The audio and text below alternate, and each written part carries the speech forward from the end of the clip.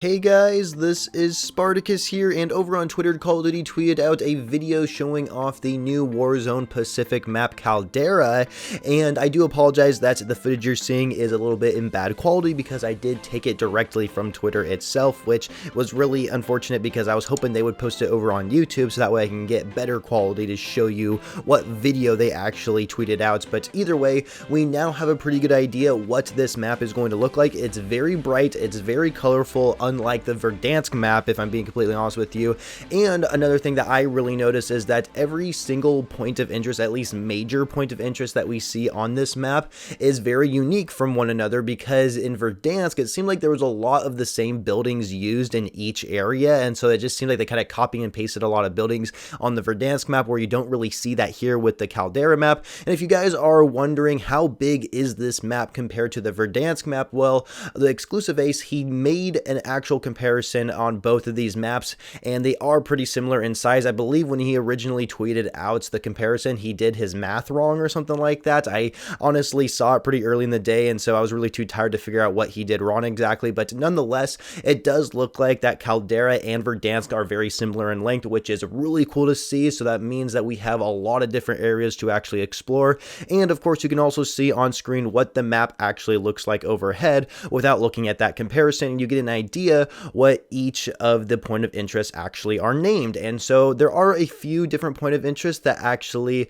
I guess, pique my interest, you could say. So for example, we have ruins, mines, and peak. Those are three areas that I'm really curious to explore. Same with resort, capital, and power plant. I believe those are going to be the 6 places that I'm going to probably be exploring first when the map does drop on December 8th. And remember, people who own Vanguard get 24-hour early access to this map, so just remember that. So if you're someone who doesn't have Vanguard, you're gonna have to wait an extra day to actually play it once season 1 actually starts. Over on the Call of Duty blog post, they go into more detail about each of the different points of interest that Caldera holds, but I'm not going to be talking about them in this video and theorize what else could be in each of these areas. Instead, I want to talk about the actual gameplay changes that are coming to Warzone, starting with the Gulag. So the Gulag, of course, is coming back, but they're going to changing it to where it's very similar to Iron Trials 84, where when you win the Gulag, you actually come back with that weapon and equipment that you had in the Gulag, which I think is great. I think that is a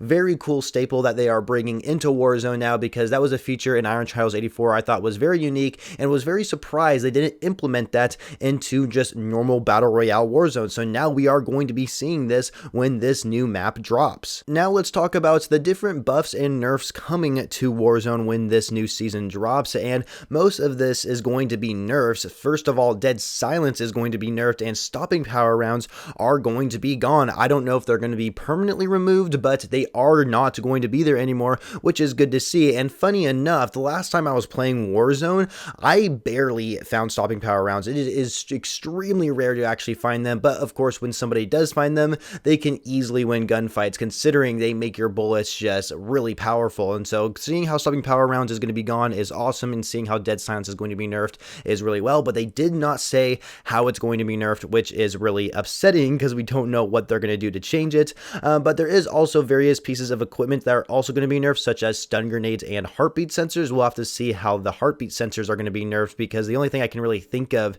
is maybe it can only detect people who are staying still, or maybe it can only detect people at a lesser distance than greater distance. That's very possible, but stun grenades are extremely powerful. I used to only run heartbeat sensors, but now I only run stun grenades, and so that is something that I am definitely glad they're going to be changing, because stun grenades are just extremely powerful, even when you have a certain perk that might deal less stun to you when you do get stunned. So that's good to see. And then they're also going to be nerfing dual-wielded melee weapons like the Cali Stick and the Sai. These are pretty annoying weapons from what I've seen in Warzone. The Cali Sticks are just completely annoying, and it's about time they're getting a nerf. I just have so many clips where I'm just getting obliterated by Cali Sticks when I have full health and full armor plates on, and I just get obliterated in 2 hits. It's like there's nothing I can do about it. It's just completely ridiculous, and so it's about time they're actually going to be nerfing those. And then when it comes to buffing certain equipments, they are going to be buffing some lethal equipment where they deal more damage,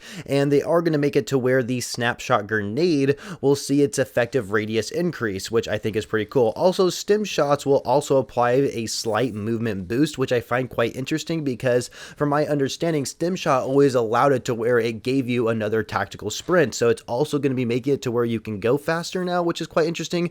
But I'm also pretty certain there is another stim glitch in Warzone. So are they going to fix that as well? I really hope so, because I didn't really see them say it in the blog post. So that's a little concerning there that they're buffing the stim shot, but might not be changing it to where the glitch doesn't happen anymore. It seems like there's always multiple stim glitches in this game. I have no idea why. But also the decoy grenade is going to be changed, where it's going to be packed with rubber bullets that will deal damage to enemies. It won't actually kill them, but it'll deal enough damage to enemies to where it might help you win a gunfight more. So it's really interesting to see how decoy grenades can now be used as a slight lethal in a way to where it can damage enemies now. I don't know. I just think that's kind of funny how they're going to do that. We'll have to see how it actually plays out. But I am really curious about the other type of equipment that's going to deal more damage, the lethal equipment anyway. They didn't say here in particular. They were kind of really only talking about the tacticals. And so I'm really curious if like the frag grenade or maybe the semtex, or if they're going to be getting buffed. The semtex I think is fine, but the frag grenade they could probably buff a little bit. I don't see anybody run that.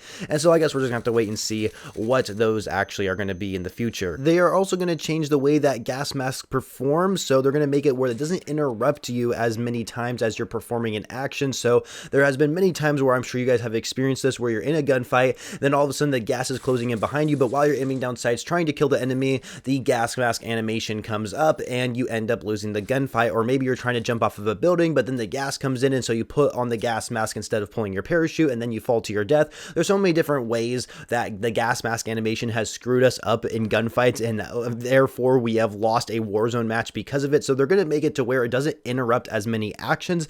I don't know exactly how this is going to work, but that is good to see that they are focusing on that to make it where it's not as annoying when you get into those type of situations. But they're also going to be adding gas canisters, which is something we saw a long time ago in Warzone. I've even seen gameplay of people holding gas canisters and throwing them, and then they'll explode and, like, you know, have this gas effect. Well, it looks like they actually are like confirming it's going to be brought back into the game. Maybe they did a long time ago, but then they removed it really quickly or something like that. I don't know what the deal was back then, but either way, we're getting gas canisters now, and the gas that actually comes out of them is going to act very similar as the gas that you see outside the circle, so it can be very deadly in the radius that it performs. And it's what's also really interesting, that if someone is holding a gas canister, and keep in mind when you hold gas canisters, you're actually using both your hands, and so you're not going to be able to have a weapon out or anything while you're holding one of these. But if somebody is holding a gas canister, you can actually shoot it while someone is holding it. That they even said here in the blog post, so that is actually really cool to see. And one thing I was really hoping they would add within this update, but they're not really adding it,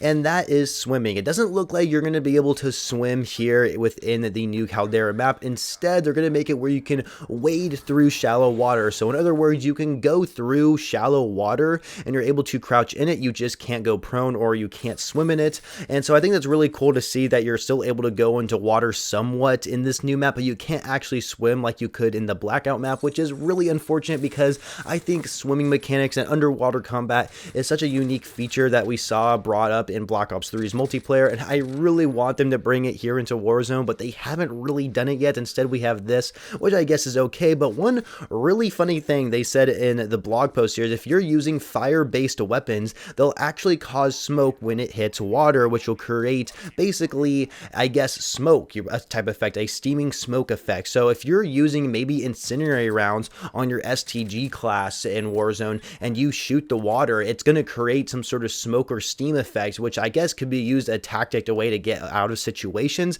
I don't know how effective that could actually work out, but I think that's a really cool effect that they mentioned is going to be in the game within this blog post. And then the last thing I want to talk about is that there's going to be new contracts and public events. The first new contract being a supply drop contract, where an airlift drops a crate somewhere on the map, but only the squad who picked up the contract can actually see where the crate is going to be exactly located. However, of course, that means other squads can still see where the I guess crate is going to be dropped if they actually happen to see the airlift in game, I suppose. And then of course there's also going to be a big game bounty, where what this does is that it's like the normal bounty contract we see already, except that it targets the player with the highest kill count in the lobby, which I think is really cool. I love to see that. That is something that I've been kind of hoping they would bring into Warzone. And of course now we're going to have that new ricochet feature in the game where, of course, the ricochet anti-cheat makes it to where there's not going to be pretty much any hackers at all in the game.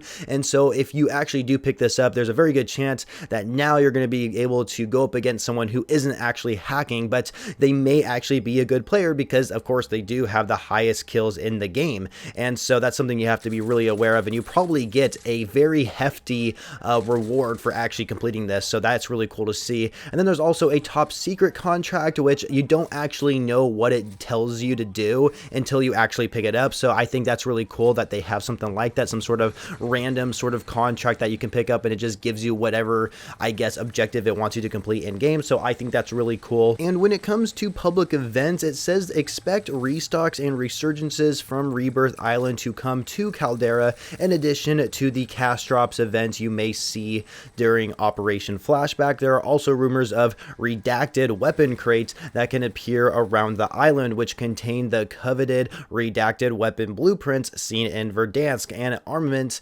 extracted from the meta forward galaxy brains of the studio Gunsmith Gurus.